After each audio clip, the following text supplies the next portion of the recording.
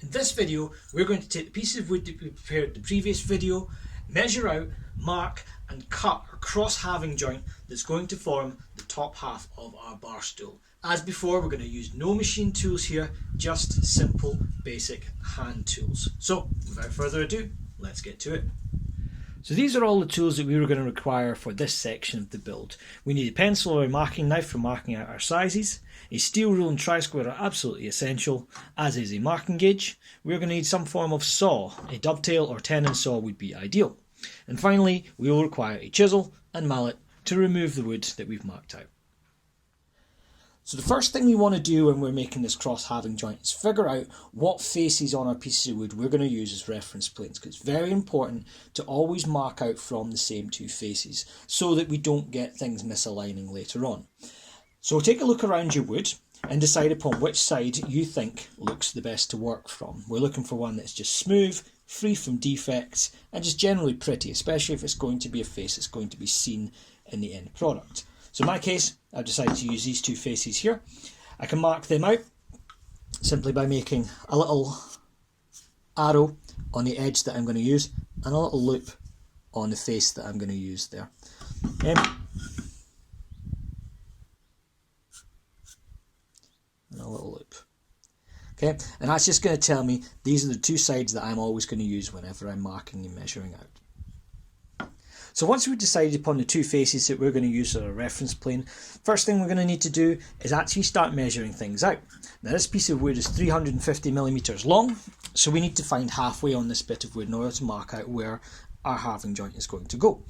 So half of 350mm is 175mm, so taking our steel rule, we'll make a mark at 175, and we'll use that as our point for basing everything around. I'm using my top face here that I marked earlier.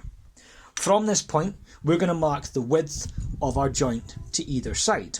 So in our case, we're using a bit of wood that's 40mm wide, so we're going to mark 20 to either side of this. Taking our steel rule once more, I can line that up with 20 and make a mark at 0. Now, you could go and mark your 40mm across on here, but we're actually going to do things slightly more accurately. We're going to take our tri-square, line this up with our first mark, okay, or our 0, if you will. Get our other piece of wood and line this up here. Now, as long as we hold this dead still, we can swap our tri-square onto the other side, making sure that's butted up against the wood nice and secure. Remove our work and then mark at this point. Now this will enable us to offset the lines that we've marked with our pencil to the inside of the joint. So that will be exactly the same size as the bit of wood that we've marked out there. So from here, we're going to take our tri-square, carry our marks down the side,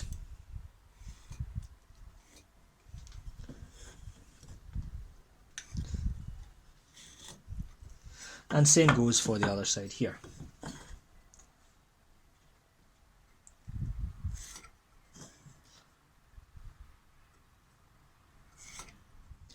So now the position of our joint is marked out on our wood. What we need to consider now is how deep that joint needs to be cut. But there's one more step we need to do before we do that. And that is to take our second piece of wood and actually carry these marks over onto the back side. The reason being is that the joint is not going to happen from the top side in both pieces. In our case, we're going to have one piece on top and one piece underneath. So we need to remove the bottom of one and the top of the other. So if we take our second piece of work and our tri-square, we need to carry this around onto the back side.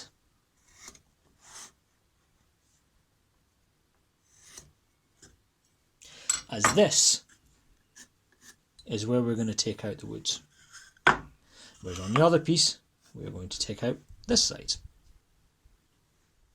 So despite us wanting to take wood out of opposite sides of each piece of wood, we're still going to use the same side as our reference plane.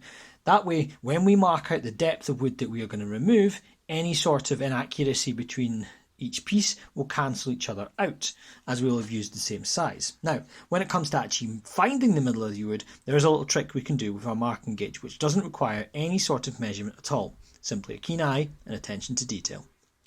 Taking our marking gauge, we're going to take a guess at where halfway is. Our piece of wood is 40mm wide, so about 20mm. Put it up against your wood and make a small mark. Okay. From here, I'll mark this with a pencil just so it's a bit clearer. So there's our mark that we made with our marking gauge. So what we're going to do is then switch to the other side of the wood. At this point, we're going to make another mark. And if you look carefully, you will see that there's a gap in between the two marks. What we now need to do is adjust our marking gauge so that it lands directly in between both of these marks. Making this a little bit closer. We're going to check once again. So this time, make a mark from one side, switch to the other side of the wood, and if your marking gauge falls into the exact same mark that you've just made, you have found the middle of the wood. So we're going to mark this across, making sure that we use our reference plane as the point where we're marking from.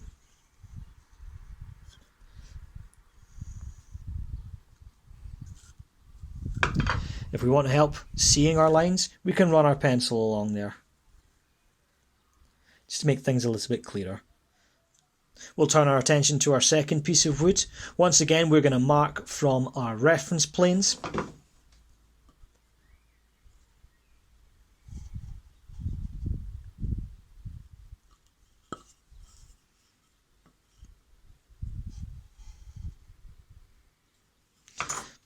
And make sure that we know what side of the wood we are removing.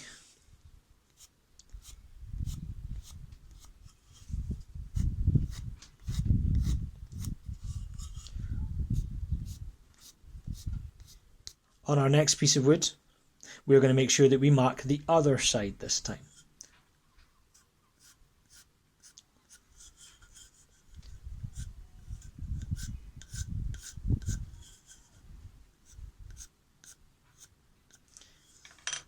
So there's very little chance that we can get things wrong. So when it comes to actually removing the wood from our halving joint, what we're going to have to do first is cut down either side of the joint using our tenon saw. Now we could do this by hand, but there is a possibility that we run astray of our line and end up going in a little bit squint and our joint ends up not quite as tight and tidy as we want it to be. So a safer option is to take a piece of wood, a scrap piece of wood, and clamp it to your work. Bang on the line where you want to cut. Okay, covering up the piece of wood that we want to keep once our joint is completed. So this piece is coming out, the rest of the wood is being left alone. So we're going to cover that up and make sure that we are bang on that line that we marked earlier. This will ensure two things. One, that we are definitely going to cut perfectly straight across this. Because this is a 90-degree angle on the side of this piece of wood, we're going to cut directly down the way as well. The other thing we're going to make sure of is that we cut to the inside of our marked line that we have here. That way our joint is definitely going to be nice and snug. If we need to, we can always take a little bit more off the joint afterwards if it's too tight. However, if it was too loose to start with, the joint is never going to fit properly. So I'd far prefer to do it this way. So take your tenon saw, place it up against your fence that you've set up, making sure that it is running straight up and down, and simply get to work.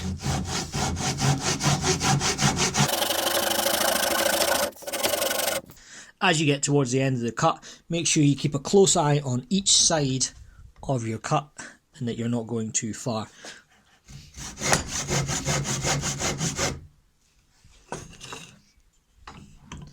Switch the wood around, set up the fence on the other side, again making sure to cover the bit of wood that we want to keep. And making sure that we are bang on our line and as straight as we can be.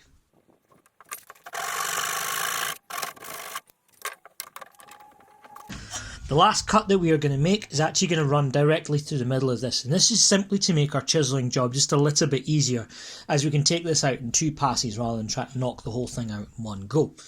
We don't need the fence for this, as it doesn't need to be terribly accurate.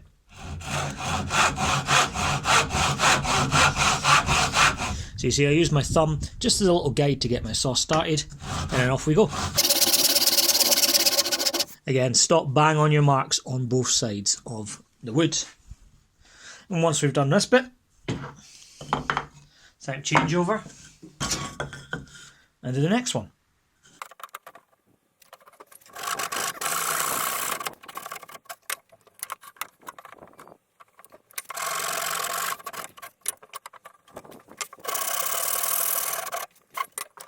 So once we've cut either side of our joint, we're going to have to start removing some wood. And we're going to do this using our mallets and our chisel.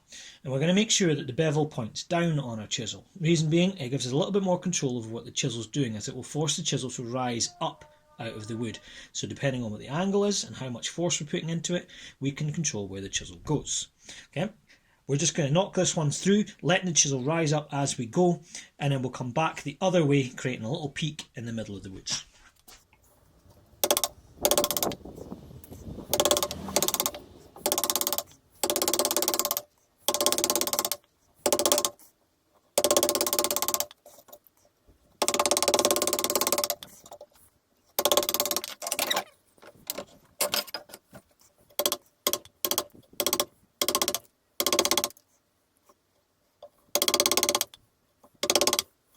Okay, so if you do manage to get that little peak in the middle there, all we need to do is now just knock it down in little layers.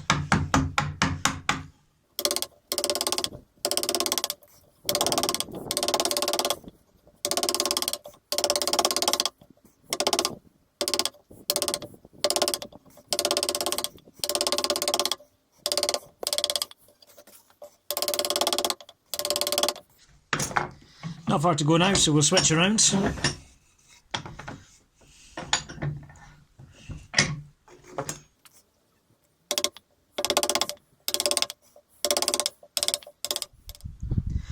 Now when it comes to clearing out the lumps and bumps that are left in the bottom of this joint, best thing we can do is actually flip the chisel over to the other side, so we're now bevel facing up the way, and we're just going to work our way in from the sides and just shave off the top of any of these little lumps that we have here. And we can use the lines that we've cut to with our saw as a guide to how deep we've gone.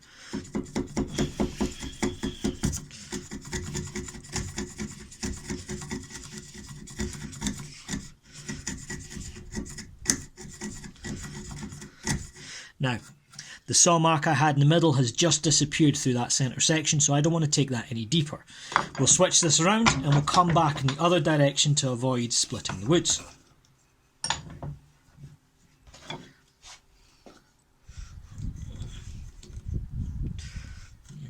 Just working in from our marking gauge line. We'll just shave off the top of the wood.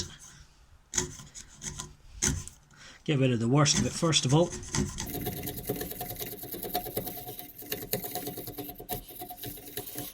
And when you're doing this, try not to shoot all the way out the back of the wood, because you do run the risk of splitting things.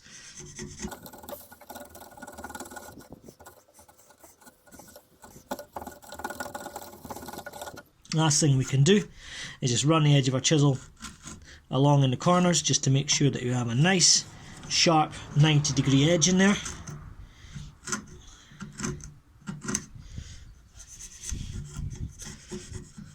And that is us pretty much done. I'm going to go back the other way for this bit, because it's a little bit untidy.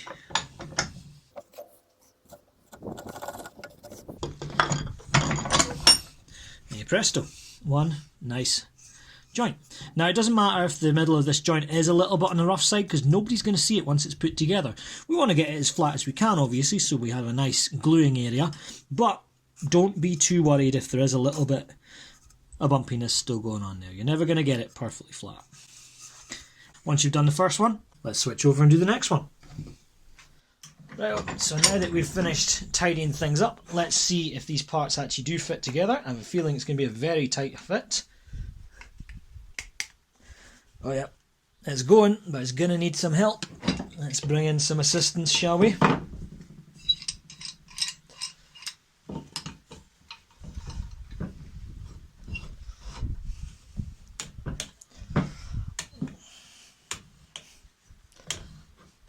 And just like that,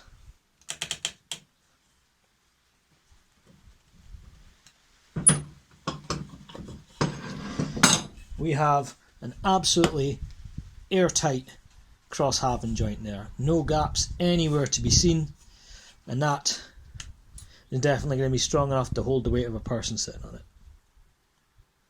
Okay. If you do end up with a little bit of a kind of step here, it is easy enough to just plane these things down once you're finished, but if you've done it right in the first place, you shouldn't need to. Okay, and that is our cross halving joint. Next time, we're going to look at doing our bridle joints and getting our legs joined on. We'll see you then.